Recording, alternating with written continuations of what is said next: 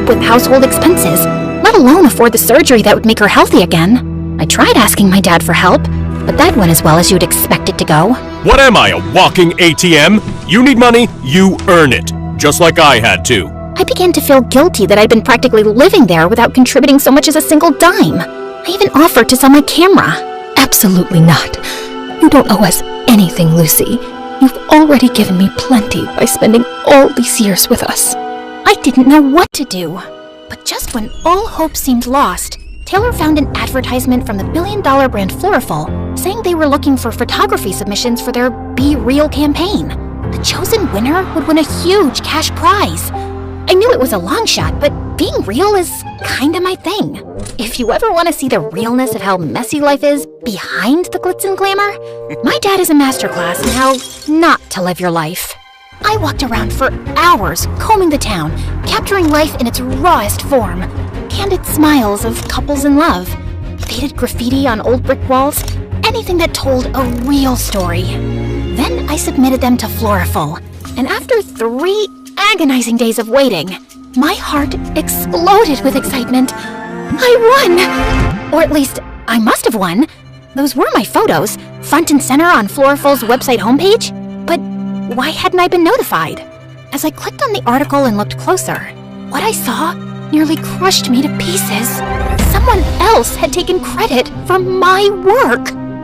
I'm so humbled to know that my vision, my passion, my soul touched Floriful so deeply, they just had to pick me and didn't just settle for something amateurish.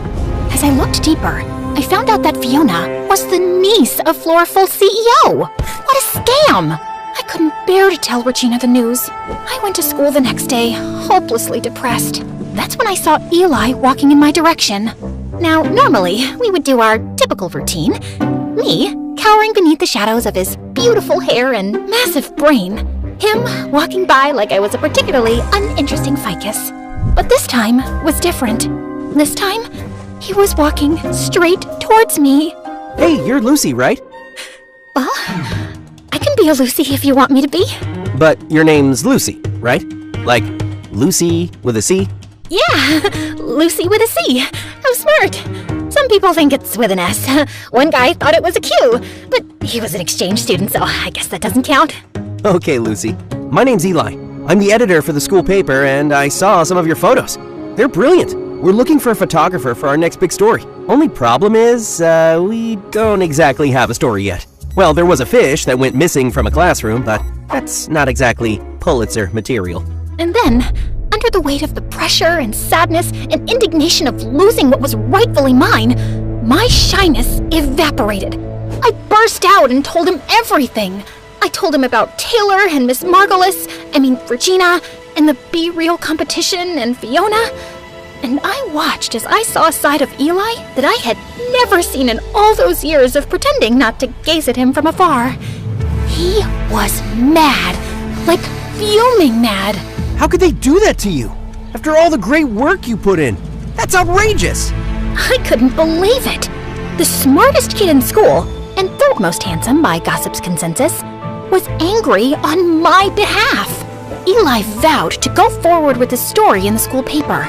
But first, we had to find Fiona. As an investigative journalist, I know a lot more than I probably should. Like what? Like Fiona's address, for example.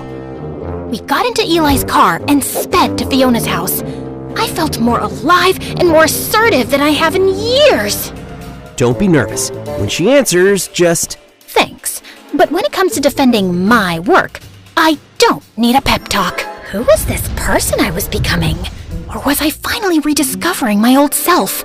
Was the Be Real campaign uncovering a real me I'd forgotten years ago? I rang the doorbell, and Fiona herself answered.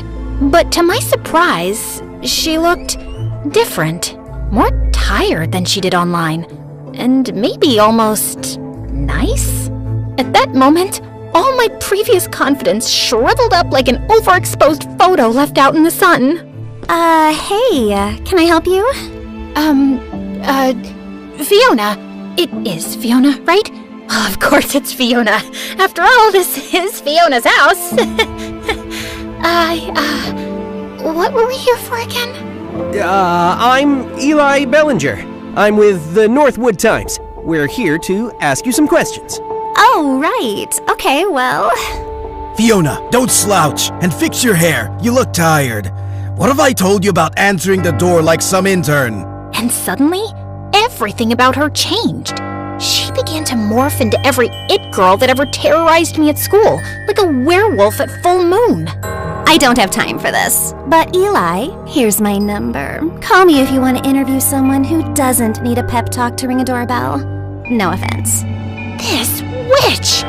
First she takes my work, now she tries to take my friend, I guess? I couldn't contain myself anymore. My name is Lucy, and you stole my photos to win the Floral competition. Excuse me? Your photos? Please. In case you weren't aware, I graduated as the top portfolio pick at the Willow Ridge Visual Arts Academy, won 2 regional youth photography awards, and got featured on the front page of Shutterscene's Next Gen Visionaries issue. But sure, let's pretend I needed to steal your pictures. Now, why don't you make it like the Floral campaign says, and get real? Call me Eli. I didn't know what was worse, having my hard work plundered, or being brutally embarrassed in front of Eli. The drive home started off silent, but just as I was wondering what could possibly be going through Eli's mind, he said the perfect thing. We should get pizza. He took me to my favorite pizza joint, the same spot I would go to with Regina and Taylor every Tuesday. And as we started having our first real conversation, I realized we actually had a lot in common. All these years, I had been avoiding him out of fear, when in reality, he was one of the easiest people to talk to. He also had problems with his father, who got scammed by a rich con man when Eli was little. Now his dad only showed up to his house every couple of years to ask his mom for money. 2 broken homes, and a basket of garlic nuts holding us together. That's why I can't stand people like Fiona.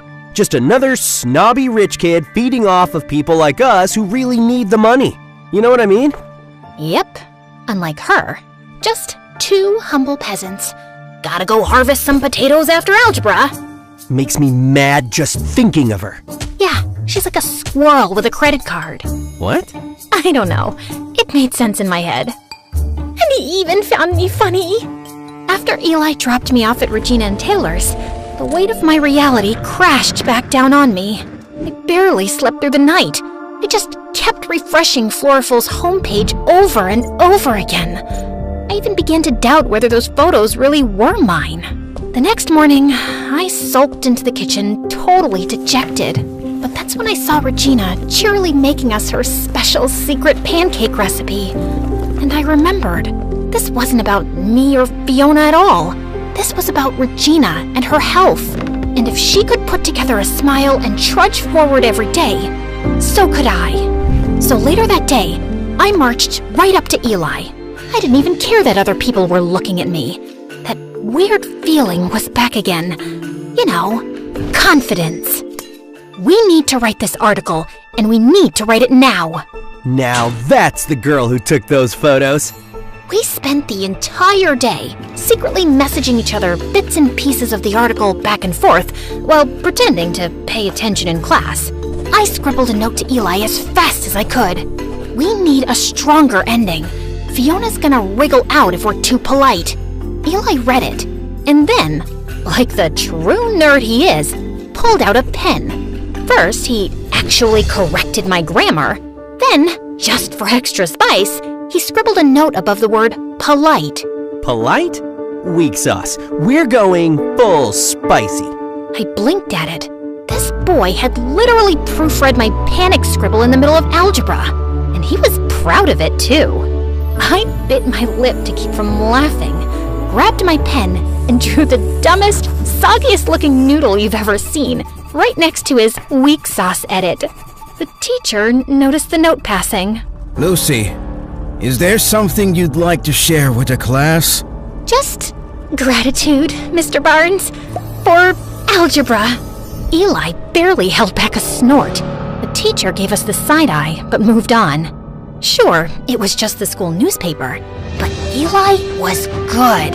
Some of his articles had gone viral in the past, even served as a TV correspondent once on the news. Later that week, I found Dad in his office, buried in spreadsheets as usual. Hey, Dad, do you have a minute? I have 30 seconds. I got a meeting.